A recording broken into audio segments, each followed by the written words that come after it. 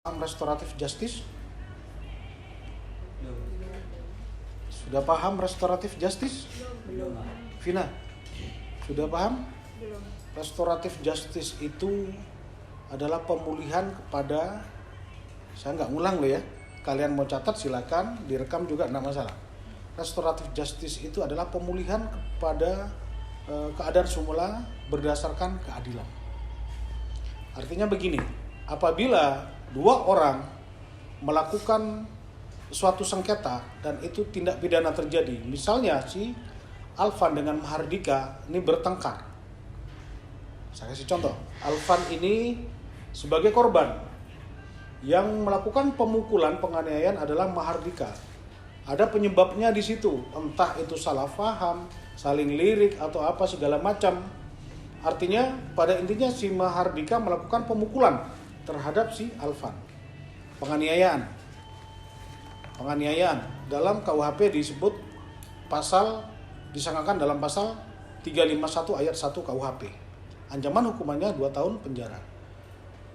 Si Mas Alvan ini laporan ke Polsek Jinggawa karena locus delicti. Tahu locus delicti enggak? Dalam bahasa hukum begini, adik-adik. Ada locus delicti, ada tempus delicti. Locus delicti itu tempat kejadian perkara. Locus delicti ini bahasa Latin. Tempus delicti, tempus waktu kejadian. Ya, kalian harus paham. Ya. Mahardika melakukan pemukulan terhadap Mas Alfian di alun-alun Jinggawa. Berarti locus delictinya di mana? Pada hari Kamis tanggal 17 Desember 2024 jam 12.00. Ya, tempus delictinya kapan? Jangan disebutkan jamnya aja. Lengkap hari Kamis, hari Kamis, tanggal, bulan, tahun, dan jam. Karena itu menentukan. Mas Mahardika melakukan pemukulan terhadap Alvan. Mas Alvan melakukan pelaporan terhadap di Polsek Jinggawa. Kita melakukan pemeriksaan ini. Alur penyidikan kami penyelidikan dulu. Kita melakukan pemeriksaan terhadap Mas Alvan, kemudian kita kumpulkan bukti-bukti dan saksi-saksi. Bukti-bukti, misalnya Mas Mahardika melakukan pemukulan dia dengan menggunakan double stick. Barang bukti tersebut kita lakukan penyitaan barang bukti berupa double stick. Kemudian terhadap korban Alvan kita lakukan langkah-langkah penyidikan, membawa Mas Alvan ini ke puskesmas atau rumah sakit. Ya, kita lakukan pemeriksaan visum et repertum. Ini di visum. Mananya yang luka? Oh, di sini Pak, bibirnya pecah karena dipukul pakai double stick. Saya kasih gambar secara global dulu. Kita lakukan pemeriksaan terhadap Mas Alvan, hasil visum sudah. Kemudian kita lakukan pemeriksaan terhadap saksi-saksi yang melihat, yang mendengar, yang mengetahui pada saat terjadinya penganiayaan tersebut yang terjadi di lapangan Jinggawa. Fokus ya, tetap mengikuti ya kalian ya. Kemudian setelah kita lakukan pemeriksaan saksi-saksi, kita lakukan penangkapan terhadap Mahardika. Kenapa dilakukan penangkapan terhadap Mahardika? Karena dua alat bukti ini sudah terpenuhi. Alat bukti itu lain dengan barang bukti, adik-adik. Alat bukti itu satu saksi, dua barang bukti. Sudah lebih. Apakah visum et repertum itu termasuk barang bukti? Bukan barang bukti visum et repertum itu. Hasil penelitian dari dokter yang melakukan pemeriksaan medis terhadap Mas Alvan itu bukan barang bukti, namun alat bukti. Alat bukti berupa surat. Hasil pemeriksaan dokter terhadap Mas Alvan diberikan kepada penyidik. Oh iya Pak, betul. Ini korban mengalami luka robek pada bagian bibir yang diakibatkan oleh benturan dengan benda tumpul. Berarti kan sesuai, ada persesuaian di sini. Double stick, tumpul apa tajam? Tumpul apa tajam? Tumpul. Ya, berarti kan ada persesuaian. Ada benturan double stick dengan Mas Alvan. Oke, sudah kita lakukan pemeriksaan dan Mas Mahardika kita lakukan penangkapan dan kita periksa. Kita periksa, iya Pak, saya mengakui Pak. saya sudah mukul Alvan Pak. Dengan apa mukul? Dengan double stick. Ya, karena saksi-saksi 2 orang atau lebih sudah kita lakukan pemeriksaan. Namun ada 2 kemungkinan di sini. Mas Mahardika kita lakukan pemeriksaan, walaupun Mas Mahardika ini tidak mengakui perbuatannya memukul si Alvan, tapi keterangan si Alvan, 2 saksi yang lain atau lebih ini menyatakan, iya Pak, saya melihat Mas Mahardika melakukan pemukulan. Dia tetap diperiksa sebagai tersangka. Ya, karena penyidik tidak menuntut pengakuan dari tersangka. Walaupun tersangka mungkir, tidak masalah. Yang penting 2 alat bukti sudah terpenuhi. Ingat ya. Sudah dilakukan pemeriksaan, Mas Alvan ngaku, kemudian kita lakukan penahanan terhadap si Mahardika. Saya cerita, ini menyeluruh sudah ini. Nanti pertanyaan-pertanyaan kalian ada korelasinya dengan keterangan yang saya berikan. Setelah kita lakukan pemeriksaan terhadap Mahardika, kita lakukan penahanan terhadap Mahardika. Berjalannya waktu, orang tuanya Mahardika sama orang tuanya Mas Alvan ternyata ini masih ada hubungan famili, ada hubungan kekerabatan famili. Artinya orang tuanya Mas Mahardika ini ke rumahnya Alvan, minta maaf dan meminta dan memohon agar permasalahan ini diselesaikan secara damai kekeluargaan. Ya. Namun Mas Mahardika masih di dalam tahanan. Kemudian ada agenda untuk dilakukan mediasi. Datanglah keluarganya Mas Mahardika, keluarganya Mas Alvan. Ini Mahardika anggaplah rumahnya di sini, Desa Jenggawa, sama-sama Jenggawa. Datang ke sini, kemudian kita panggil Mahardika. Duduk kumpul di sini. Bagaimana perasaan sampai sekarang? Kita tanya Mahardika. Ya Pak, saya menyesal. Saya minta maaf. Saya memohon agar permasalahan ini selesai secara hukum, secara damai. Ketemu nih kedua belah pihak ini, antara keluarga tersangka, pelapor dan keluarga pelapor. Kemudian terjadi kesepakatan di situ. Baik. Setelah itu ada perjanjian-perjanjian, ada ketentuan-ketentuan dan kesepakatan-kesepakatan mereka antara kedua belah pihak. Artinya kedua belah pihak ini saling meminta maaf dan saling memaafkan. Namun di sini karena Mas Alvan ini sudah berobat dan menjalani rawat jalan, pemeriksaan dokter segala macam, dan dia sudah ada biaya mengeluarkan untuk berobat itu, dari keluarganya Mahardika ini bersedia mengganti biaya pengobatan yang sudah dikeluarkan oleh keluarganya Alvan. Ya, habisnya berapa? Habisnya 2 juta Pak. Bersedia nggak ganti? Bersedia Pak. Kalau sudah dia bersedia diganti ini, apakah Mas Alvan bersedia untuk diselesaikan secara kekeluargaan? Iya Pak, saya bersedia. Yang pertama, karena memang rasa kemanusiaan kami. Yang kedua, karena memang masih ada kekerabatan dan saya sudah dipulihkan kerugian saya akibat perbuatannya Mahardika. Sampai di sini paham? Ya, terjadilah kesepakatan kedua belah pihak. Dibuatkanlah surat perjanjian, surat pernyataan damai, diketahui oleh aparat desa, tokoh masyarakat.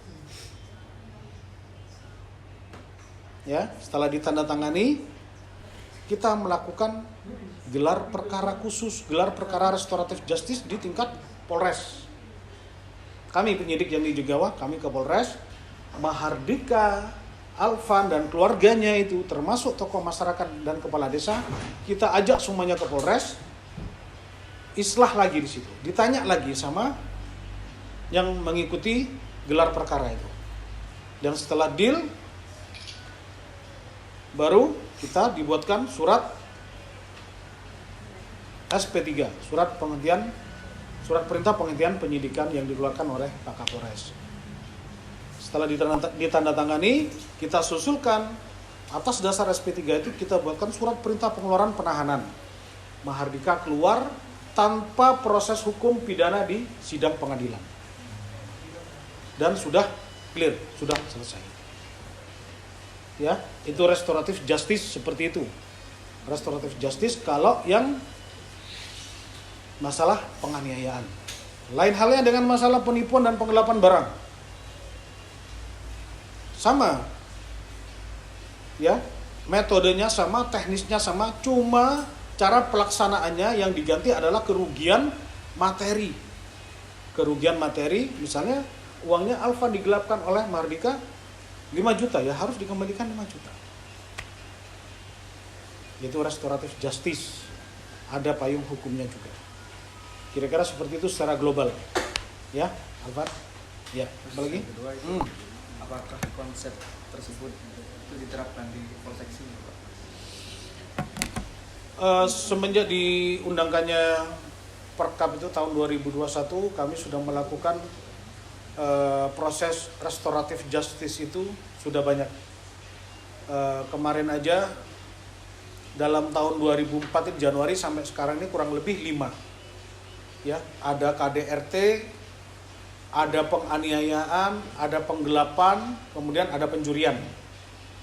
Ya, sudah kita terapkan di Polsek Jenggawa sesuai prosedur dan sudah kita laksanakan mulai tahun-tahun yang sebelumnya.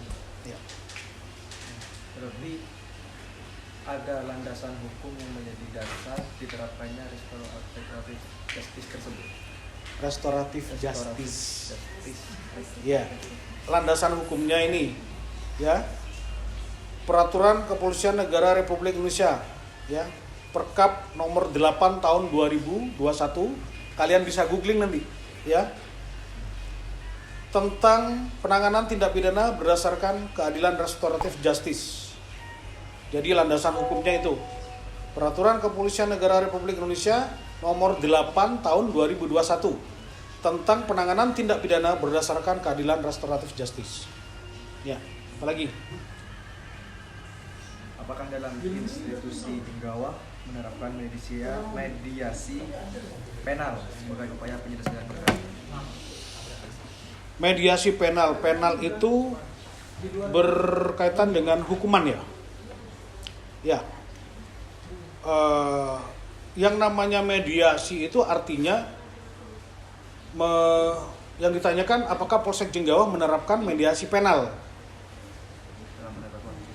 dalam penegakan hukum tidak pidana. Begini,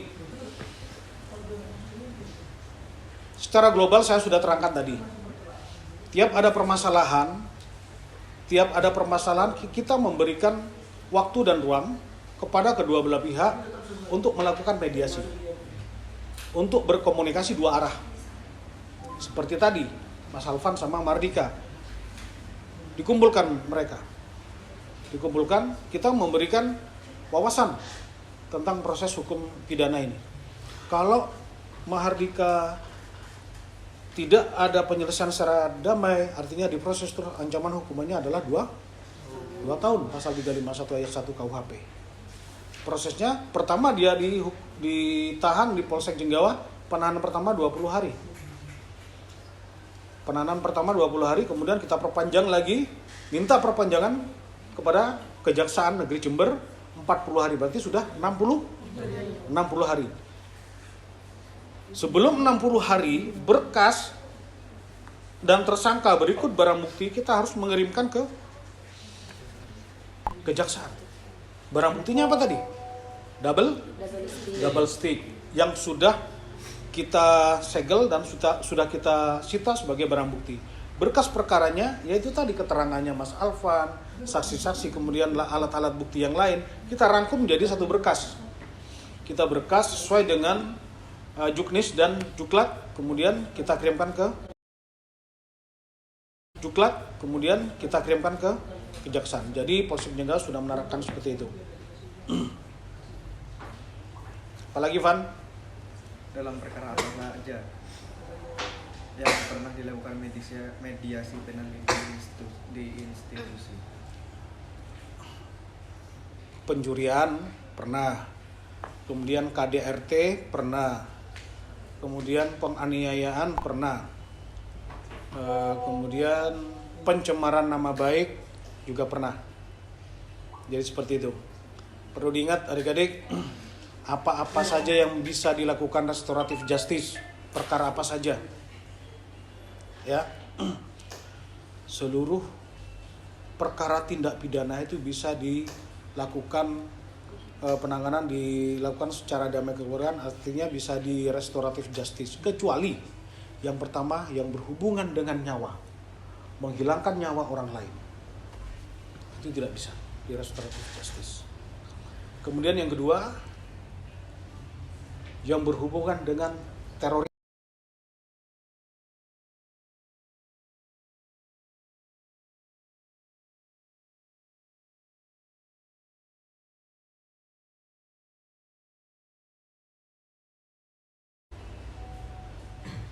ya, berhubungan dengan teroris.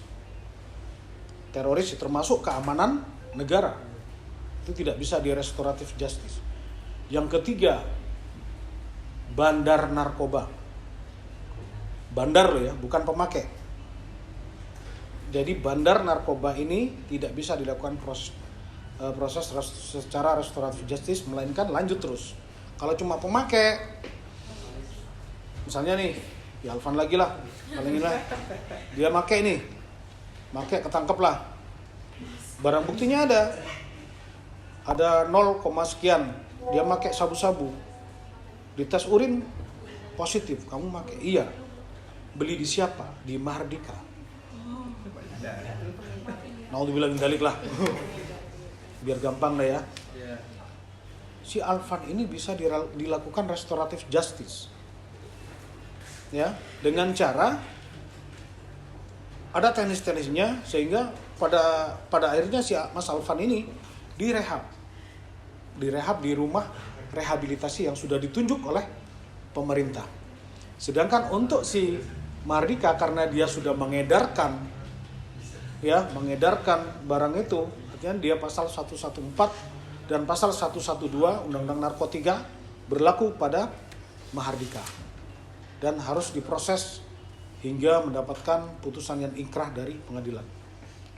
Ya, Van. Apakah ada syarat untuk menerapkan mediasi penal tersebut? Ya, artinya persyaratan dilakukan mediasi penal itu, hukuman itu secara restoratif justice itu, yang pertama kedua belah pihak yang korban maupun tersangka itu sepakat untuk menyelesaikan secara kekeluargaan. Ada kesepakatan di situ. Kemudian pihak tersangka mengganti kerugian atau memulihkan keadaan semula terhadap si korban. Intinya seperti itu. Apa lagi? Siapa saja yang terlibat dalam pelaksanaan mediasi tersebut di institusi? Yang terlibat dalam proses penanganan restoratif justice itu yang pertama yang tentunya kedua belah pihak yang sedang berperkara, korban maupun pelaku. Kemudian keluarga korban dan keluarga pelaku. Kemudian tokoh masyarakat. Tokoh masyarakat itu di sekitar tempat tinggal mereka. Misalnya di Desa Jenggawa, tokoh masyarakatnya siapa? Kemudian kepala desa, kemudian surat pernyataan damai itu ditandatangani oleh seluruh saksi, tokoh masyarakat dan tokoh desa dan kepala desa, disertai tanda tangan dan stempel. Ya, apa lagi? Sudah mencakup yang nomor 8.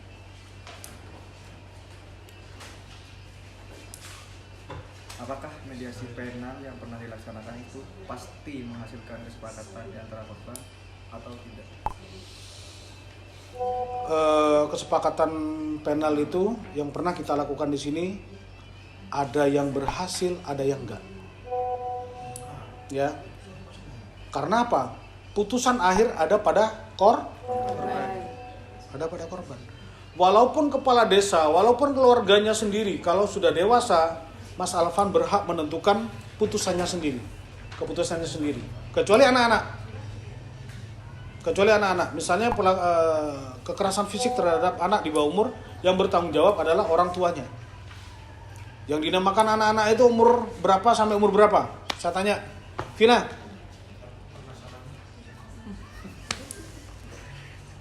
Siapa yang tahu?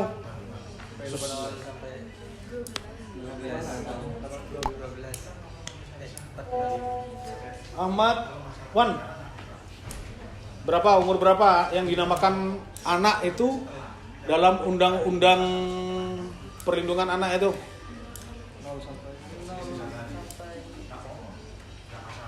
15 tahun? Ya. Landasannya? Landasan hukumnya? Dasarnya? Ngomong gitu atau cuma dengar-dengar aja kamu? Dengar-dengar. Jadi gini adik-adik ya, yang dinamakan anak-anak itu menurut Undang-Undang Perlindungan Anak, yang dinamakan anak itu sejak dalam rahim ibu. Kenapa dinamakan ibu bukan bapak? Karena yang punya rahim adalah hanya ibu. Nah, kalau bencong-bencong tuh bukan itu. Ya, sejak dalam rahim, sejak dia menstruasi pertama, sudah tidak menstruasi minggu pertama sampai dia berumur 18 tahun. Umur 18 tahun itu masih kategori anak. Kalau 18 tahun, 17 tahun 11 bulan sudah dewasa apa belum? 18 tahun lewat 1 hari dewasa belum? Sudah dewasa. Ya. Jadi terhadap anak di bawah umur ada perlakuan khusus. Ini saya kasih wawasan juga. Jangan coba menonton pada pertanyaan itu. Rugi kalian gerimis-gerimis sini. Ya. Yang namanya anak di bawah umur itu, kalau perlakuan terhadap anak di bawah umur secara hukum ada perlakuan khusus. Misalnya Mbak siapa? Afida. Hah? Afida. Afida. Misalnya ini masih umur 13 tahun. Umurlah taruhlah 15 tahun, masih SMP ya. Kemudian Mas Alvan ini sudah dewasa. Semester 1 berarti. Kemudian Mas Alvan ini melakukan percabulan terhadap Afida. Ya, yang namanya cabul itu sama persetubuhan lain. Ingat-ingat, kalau persetubuhan sudah tahu lah ya. Yang masuk dalam kategori pencabulan, hati-hati nih. Hati-hati. Pegang yang berhubungan dengan organ seksual. Pegang payudara. Pegang bokong. Pegang alat kelamin. Pegang bokong aja ini. Pegang tangan aja begini, dia emas-emas gini aja. Kalau orang tua dia nuntut bisa kena. Undang-Undang Perlindungan Anak. Kalau dia nuntut. Catcalling. Apa tuh? Nggak tahu saya tuh. Bahasa kalian tuh di Mangli tuh. Ya. Rapi, Pak. Jadi itu berlaku Undang-Undang Perlindungan Anak pasal 81. Ya, dan ancaman hukumannya nggak main-main. Ada hukuman minimal. Hukuman minimal paling sebentar 5 tahun. Pegang bokong, pegang ini anak di bawah umur 5 tahun. Artinya hakim di sini tidak boleh memutus kurang dari 5 tahun. Ya. Nah, bagaimana Pak kalau yang dipegang itu, yang pegang-pegang diremas-remas itu sudah dewasa? Artinya 18 tahun. Sudah dewasa toh? Iya. Udah dewasa belum? Ya, Sudah. Itu berlaku Undang-Undang Tindak Pidana Penghapusan Kekerasan Seksual. Jadi tidak berlaku pada korban, pada anak saja. Kalian juga yang sudah dewasa dilindungi juga. Selain Undang-Undang KUHP, ada lex spesialis juga. Ada undang-undang khusus yang mengatur tentang kekerasan seksual terhadap orang yang sudah dewasa. Jadi hati-hati pacarnya misalnya ini pas marah-marah, udah biasa Pak, udah biasa kalau dia nuntut kena. Hati-hati ya. Ya apalagi Van? Apakah ada kendala dalam penanganan mediasi mediasi penal di institusi Tenggawa di seperti halnya apa ya, pendanaan atau kekurangan profesional, sarana prasarana dan lain-lain. Baik, selama kami di sini dalam pelaksanaan restoratif justice tidak ada kendala ya, tidak ada kendala, dan mayoritas yang kita lakukan restoratif justice itu selesai dengan sukses, artinya damai mereka, artinya keluarga tersangka mau mengganti rugi kepada pihak korban, misalnya biaya pengobatan atau pengembalian uang yang sudah dipakai oleh pelaku. Ya, karena mungkin pemikiran mereka, daripada anak saya dihukum, daripada keluarga saya dihukum, mending saya mengganti kerugian yang diderita oleh korban. Kemudian secara profesional, alhamdulillah tidak ada kendala. Kami sudah ini semuanya, kita sudah profesional semuanya dan sudah melaksanakan secara prosedur. Ya. Sebentar, Mak. Masih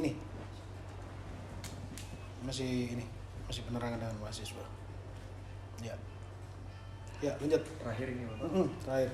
Bagaimana rekomendasi Bapak selaku aparat penegak hukum dalam pelaksanaan mediasi penal di Polsek Tenggawa? Rekomendasi ya, selama permasalahan itu bisa diselesaikan secara restoratif justice, secara kekeluargaan, silakan, sah-sah saja. Artinya dari 3 kasus tersebut jangan sampai jangan sampai ada kendala-kendala, dan tidak ada kendala-kendala selama ini. Kami menyarankan kepada yang berperkara, yang sedang menjadi korban atau sedang menjadi pelaku, hendaknya diselesaikan secara kekeluargaan. Artinya keluarga dari ada pendekatan persuasif, pendekatan secara kekeluargaan terhadap keluarga korban untuk dilakukan penyelesaian secara restoratif justice.